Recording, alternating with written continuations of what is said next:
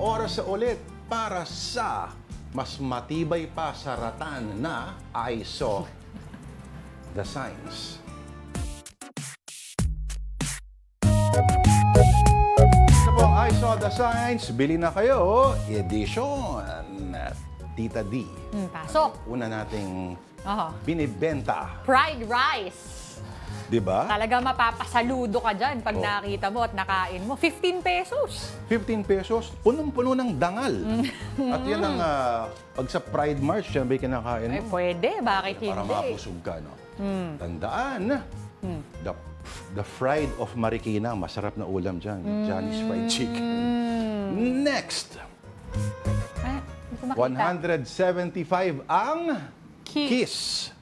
Hindi ko na-gets. Ang case! Ang 175. case! Okay. Isang kaha sa Tagalog kaha. May problema ba? Naintindihan mo naman? 175 ang case. Naintindihan ko naman. Medyo na tumagal lang ng konti. Pero, Huwag nga lang magnakaw oo. ng Halik. delikado yan. At hindi lang 175 ang babayaran mo dyan. Okay.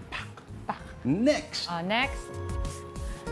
banana. Banana. Tama ba? Ano nakasulat? 69. Sorry hindi ko na-get. Sige. Banana, 69 per pound. Per pound ata. Pero ang ano dyan, Ang benta ay ano, no? ang punchline Orange. dyan ay orange siya. Oh.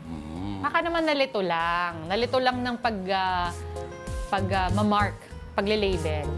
Apples, oranges, bananas. Tandaan. Ano man ang mangyari, saging lang ang may puso. Ayun. Next up. Anong next sign natin? Asin. Matamis.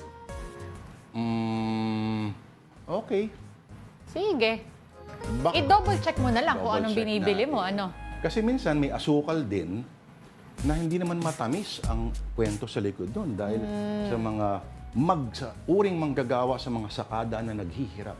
Okay, next Tandaan, time. saging lang may puso. At orange, malapit na maging presidente ng Amerika, si Donald Trump. Joke lang. And kung may makita kayo mga signs, saan ipapadala, Tita Denise? Padala nyo lang po, of course, sa afternoondelighton@gmail.com. Okay, may